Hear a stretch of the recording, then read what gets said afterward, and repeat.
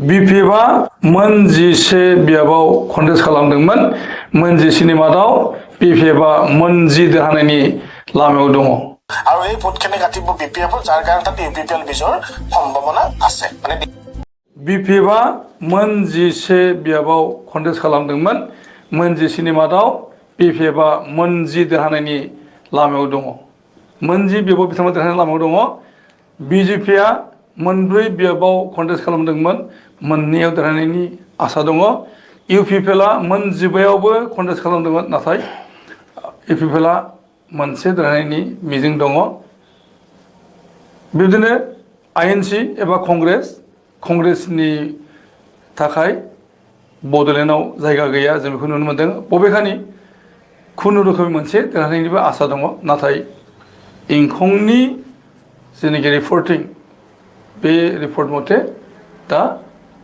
बे कंग्रेसनि लोब्बा एबा कंग्रेसआ बहाय जायगा गैया পাব আৰু এই ভোটখিনি কাটিব বিপিএফৰ যাৰ কাৰণে তাত ইউপিপিএল বিজয়ৰ সম্ভাৱনা আছে মানে বাউখুংগুৰি সমষ্টিৰ পৰা বাউখুংগুৰি সমষ্টিত এইবাৰ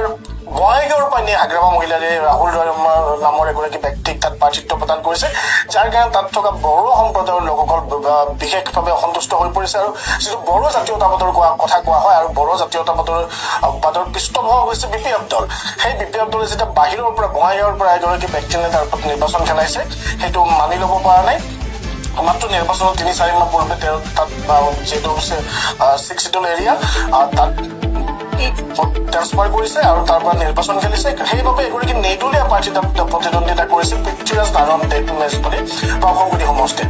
বহু মানুহে যিখিনি বিপিএফৰ বড়ো ভোটাৰ আছে সেইখিনি পৃথ্বীৰাজ নাৰায়ণ দেৱমেশক ভোট দিয়া বুলি ক'ব পাৰি প্ৰায় 10ৰ পৰা 15,000 ভোট পৃথ্বীৰাজ দেৱমেশে পাব আৰু এই ভোটখিনি কাটিব বিপিএফৰ যাৰ কাৰণে তাত ইউপিপিএল বিজয়ৰ সম্ভাৱনা আছে মানে বিজলি আৰু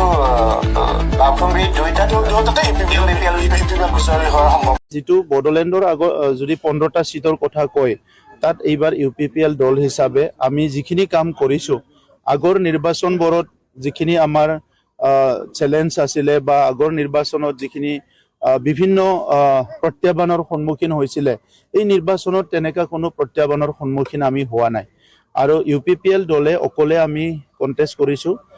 আমাৰ কোনো এইবাৰ এলায়েন্স টিম নাছিলে এলায়েন্স পাৰ্টনাৰ নাছিলে এলায়েন্স দল নাছিলে এটো ৰাষ্ট্ৰীয় হোক বা আঞ্চলিকতে হোক আমি অকলে নিৰ্বাচন খেলিছিলো আমাৰ সমৰ্থন বুলি ক'লে অকল বড়োলেণ্ডবাসী ৰাইজে আছিলে আমাৰ সমৰ্থন বুলি ক'লে আমাৰ শুভাকাংক্ষী সকল বুদ্ধিজীৱী সকল এই অঞ্চলৰ মা দেউতা দাদা ভাই সকলে আছিলে গতিকে যিটো নেকি গণতন্ত্ৰত ৰাইজক ৰজা বুলি কোৱা হয় জনতা জনাৰ্দন হেতুৱে আমাৰ একমাত্ৰ সাহস আছিলে আৰু হেতু লৈ পেলাই আমি নিৰ্বাচনত অংশগ্ৰহণ কৰিছো আৰু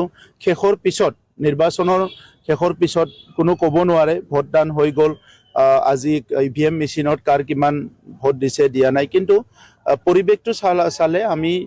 অসমত এইবাৰ আঞ্চলিক দলবিলাকৰ ভিতৰত শ্ৰেষ্ঠ হ'ম বুলি আশা ৰাখিছো আৰু সকলো ৰাইজে যিসকলে ভোট দিছে যিসকলে কেম্পিঙত ওলাইছিলে সবে কৈছে যে এইবাৰ ইউপিপিএলৰ বহুত ভাল হৈছে এই কাৰণে মই আশা ৰাখিছো যে 4 তাৰিখে যি ফলাফল হ'ব ইয়াত আমি এইবাৰ অসমত আঞ্চলিক দলবিলাকৰ ভিতৰত 1 নম্বৰত থাকিম হেতু মই আশা কৰিছো এনে নিৰ্বাচনটো অসমত এইবাৰ ভাল হৈ গৈছে খুব এটা ভাল পৰিৱেশত অসমৰ নিৰ্বাচন হৈ গৈছে যদিও নিৰ্বাচনৰ আগত ৰাজনৈতিক দলৰ নেতাবিলাকৰ বিভিন্ন বাকযুদ্ধ কথা কটাকটি বকা চিতোৱা বিভিন্ন কথাবিলাক কৈছে ইলেকশন খুব ভালকে হৈ গৈছে কিন্তু আমাৰ তামুলপুৰ সমষ্টিত আমাৰ দাৰাংগাজুলি অঞ্চলত ইলেকশনৰ আগৰ দিনা এটা গুলি ফুটোৱা কাহিনী হৈছে সো আদাৰৱাইজ সব ভালে আছিলে আৰু তাতো কোনো মানুহৰ জীৱন যাব লগা হোৱা নাই এটো এটা ভাল পৰিৱেশ এটা আমি পাৰ কৰালো